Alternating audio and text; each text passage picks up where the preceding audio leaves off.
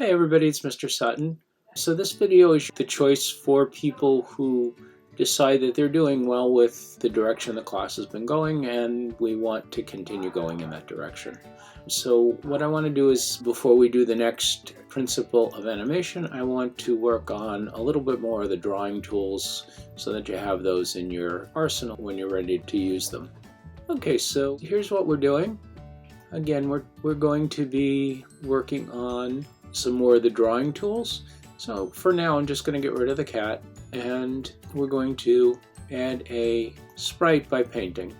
So it gives us a blank canvas to work on. When we choose the blank one, it starts out with a vector image. If we uploaded a picture, it would turn to bitmap right away. But we want to work with the vector because that's going to give us the best artwork. Remember, from the beginning of the class, we talked a little bit about adding vector images as opposed to adding bitmap images or raster images, which is the same thing. A raster image, when you make the picture larger, it gets all pixelated because it works with pixels, where vector images work with mathematics, so it applies curves to larger areas and doesn't pixelate. So you can design something small and blow it up for the size of a billboard as a vector, and then it wouldn't pixelate at all. But, for Scratch, we're not really concerned about resizing, but we do definitely have better drawing tools available if we are working in the vector tools. So let's keep that in mind.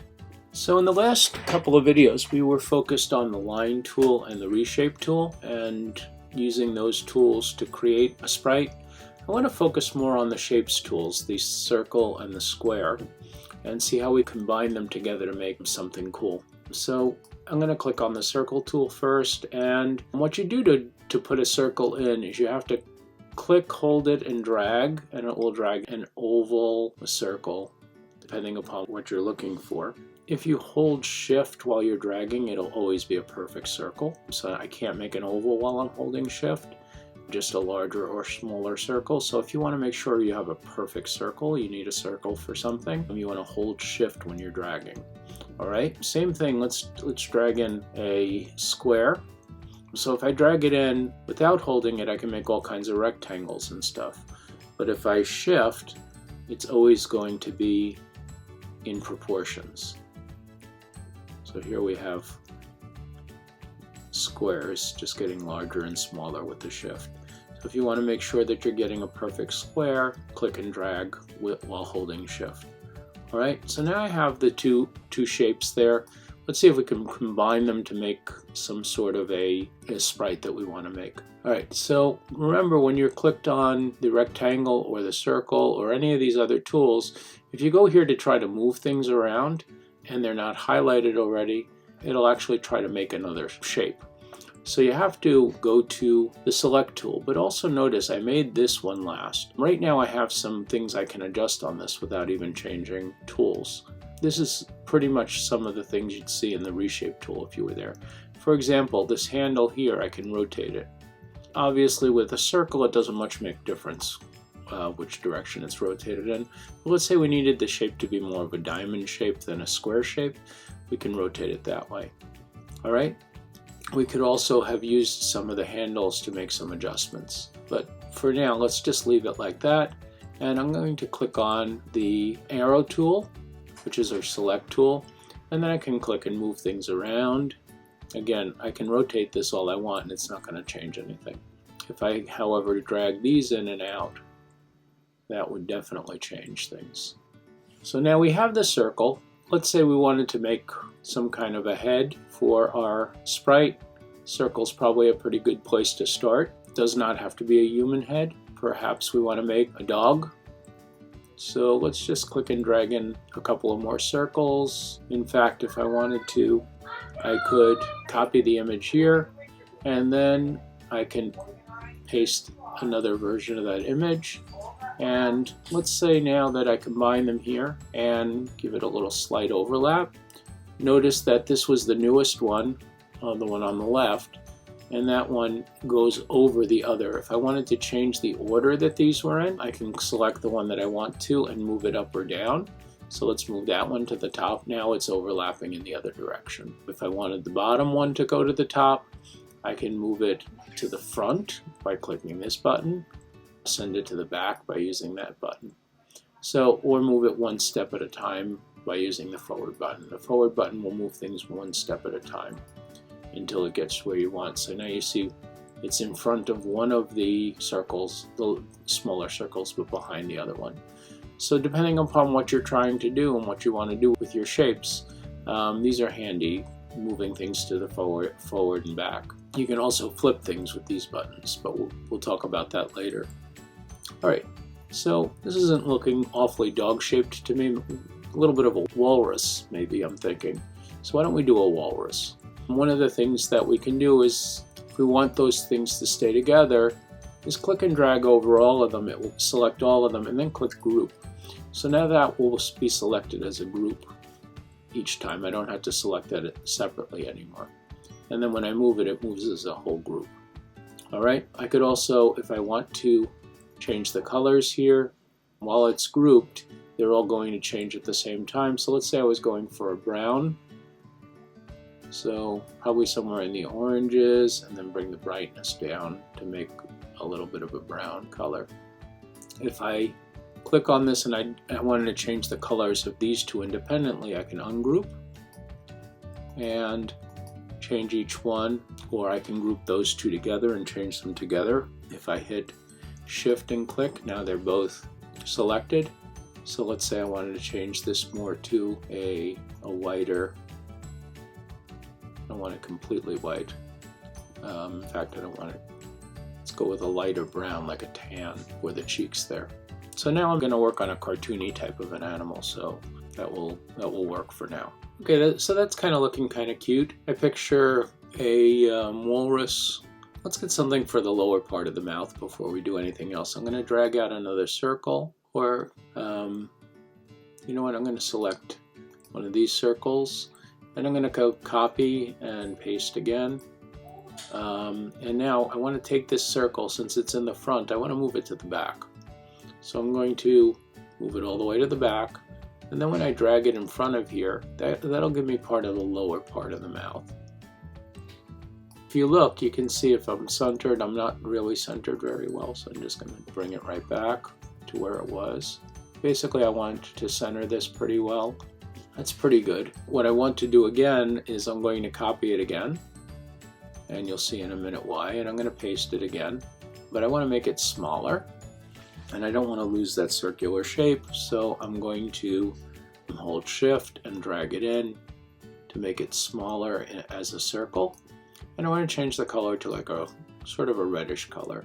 So let's move that more a little toward the reds, maybe not so bright, and then I'm just going to move this piece in. Now notice that would be like a nose sitting on top. I'm not really looking for that right now. I'm going to put it to the back, and of course it went below the one that we had there, and then bring it forward one. So now I have a little bit of a mouth shape formed. If I copied and pasted that again and maybe made it black, we can make it the nose on top. Let's do that. So let's copy and paste and drag that out, and maybe we want to make this black. So I'm going to drag the brightness down, maybe change the size of it a little bit. I think I'm going to go a little smaller again, so Shift. You know what, I'm not going to Shift this time. I'm going to drag it in and then drag it wider and kind of make like an oblong nose. So I'm going to put that on top. We've got kind of a happy looking kind of creature happening here right now. Now it's feeling a little more otter to me than walrus, but once we get some teeth in there, I think we can go walrus if we want. All right, so now let's make a couple of teeth. So for teeth, I need some rectangles. I don't want them too big. I want them filled with white. For a cartoon, pure white is fine. For teeth, if I were doing something more realistic, I probably wouldn't want pure white. And I'm keeping the outliney shapes, so between things, because in cartoons that's kind of common. So let's take that, and I'm gonna unclick, go back to my select tool, select it, copy and paste it, align the second tooth together with the first tooth, and select both, kind of drag them where I need them. And again, I'm going to move them. I could move them one at a time backwards till I get them where I want, or I can go all the way back and then just bring them forward until they appear where they are. Now that's completely covering the red of the mouth. I don't want that. I'm going to drag them back out here, make them a little smaller, and then drag them in there. So now I've got some teeth hanging out. They're still covering a little too much of the red. Just made them a little shorter. Oh, that's kind of cute. Alright, so we got a cute little character going here now. Let's give them some eyes. So again, I could start with the round tool. I can make them ovals. I can make some good choices here. So I'm going to start. This one's already got a little white inside with a dark outline. If I increase that outline quite a bit, thicker and thicker, notice the white gets smaller and smaller on the inside. So I'm really essentially turning it into a black eye with a white highlight in it, which may be something that I want for this. Drag it in a little bit. And let's see how that looks on there. Looks okay. With the black nose overlapping, it's hard to know where the eye ends and the nose begins, so I might want to do something with that a little differently. It's also kind of weird having that white dot right in the center. I'm going to change that back to a white eye, and you can always make these decisions and change them as you go. Make your lines thicker or thinner. I think we were at 4 to begin with. And then I could just add a pupil in the center if I wanted to. So let's drag that out here again. And a couple ways to make a pupil. One way is to just go black and just paint a dot in there. And I can go to my arrow tool, select that. They're not together, and just group them so that they move together now. And they select together. So let's put that in there. For now, we could always make some changes. And I'm going to copy and paste it for the other eye so they look the same. And drag that one over here. I kind of like the eyes to be under the cheek a little bit, so I can just move them down one step at a time until they're where I want them to be, and then I can drag it up and more toward the center a little bit. Do the same with this one, go down one step at a time until part of it disappears below the cheek. And let's click off it, come back on it. Drag them both a little closer. If I want, I can kind of make them taller. And notice that with them selected together, that's stretching both the pupil out of the round shape and the shape of the eye. So that's starting to get kind of cute. Now what to do with this? Maybe this could be part of the body if we want to work from a square. One of the things we can do is we can make it a little rounder by adding some handles in like we did with the line tool.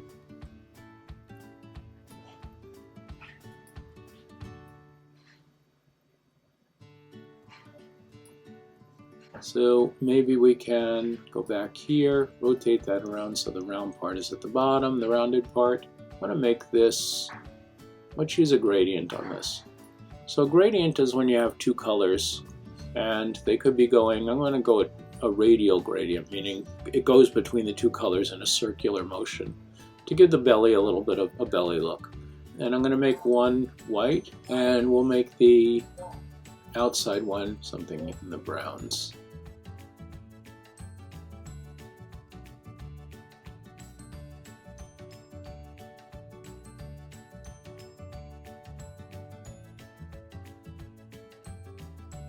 And let's push that to the back. So we're going to use the go to the back alignment. It's kind of cutish. And then we can continue putting in whatever else we feel we need. You know, I'm not really happy with the teeth. They're not looking like tusks very much. So let's get rid of those. I'm going to click on those and delete those. I want more of a tusk than a tooth. So tusks are going to be separated more. They're going to be pointier. So a couple of ways we can do them. Let's try starting with the rectangle again. And we're going to click and drag. We've got the white color that we like. Let's go to here. Remember, we can zoom in and zoom out so we can see what we're doing better. So one of the things on the reshape tool I can do is I can add a point in between and drag it down to be more of a tusk look. Maybe I want to narrow this in and drag it up a little bit more till I get that tusk look. Those are kind of really long, but hidden behind parts of the face it might be okay. If I hit the equal sign, it's going to bring it back to where it was. size-wise. I'm going to duplicate this, so I'm going to go click that. Then I have my copy and my paste. So I have a couple of tusks now that I can work with. And let's see how they work. Maybe we can move it out to the center here a little bit. Maybe even rotate them in a little and push it back until it goes under the cheek. I want to rotate this one in a little bit. Put it out here and push it back again until it goes under the cheek. And I can adjust where they are. That's a little more walrus-like. So now I need some legs on the front and maybe a tail to get that walrusy look. This should probably be bigger. The body, the walrus has a pretty big body.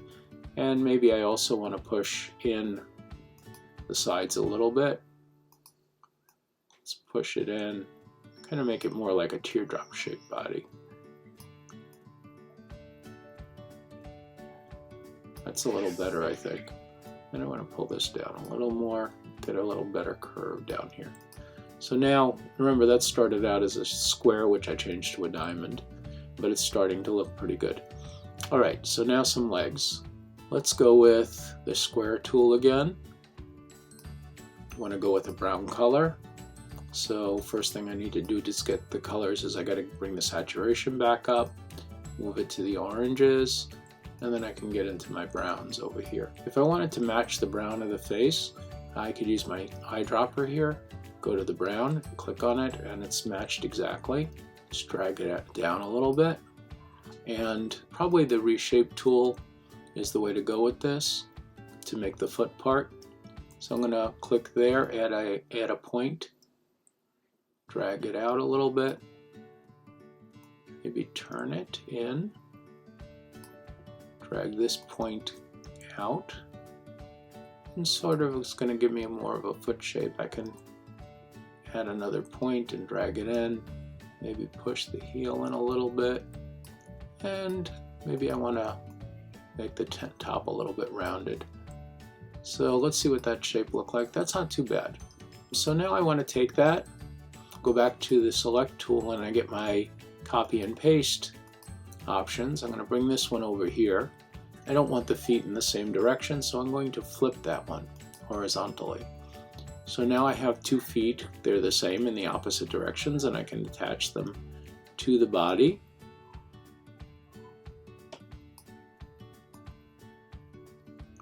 And again, at some point I probably want to make these all part of the same body, group them together.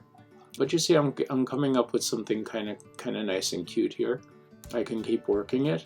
Let's in fact put a tail. So for the tail, I think I want to start with a circle. And we're still in that brown color, so that's good. Go to more of an oval shape. And then start messing with it a little bit. Push this in.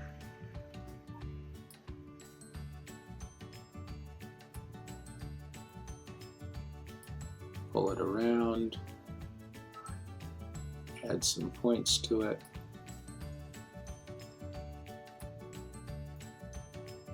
Until I get the shape that I'm looking for the tail. Probably should be bigger.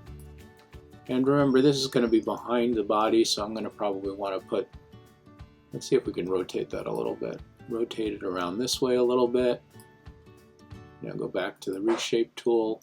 I'm going to pull the end so that it kind of curves around. Definitely want to see that a little more. Adding some points there to be able to see that a little better. Something weird happened at the tip there. Let me zoom in so I can see what's going on there. There must be multiple points here, or they crossed over. Let's see if we can untwist that.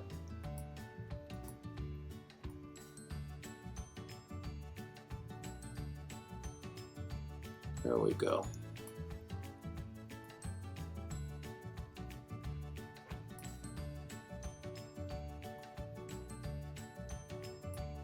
And the more you work it, the more you can kind of smooth those shapes.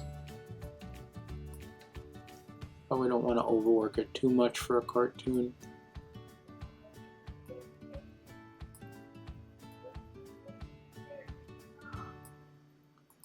That's not a bad shape. All right, now I want to go to here. I'm going to click on that with the select tool, and I'm going to move it all the way to the back so that when I drag it behind, it's in the back. So it looks like it's coming from the back of the walrus. All right, so I think that's pretty good. It's kind of a cute character. So if I drag a square with my select tool over everything, now I can group it all together. Group, and I want to give it a name. Always give your things names, both the project and the character. So I'm going to call this Walrus 1. And then if I wanted to make additional costumes for the walrus, I could do that. All right, and don't forget that if you want to, you can open up your backpack and drag your walrus in there. So now you have that character added to your backpack so you can use it for other projects. All right, everybody, it's Mr. Sutton saying we're all done for this project for now. So what I'd like you to do is, instead of using the line tool and the paintbrush tool and the other tools we were working with, try making a character completely from modifying the circle tool and the square tool. All right, and then submit that and you'll be done for this week. Have a wonderful day. Take care.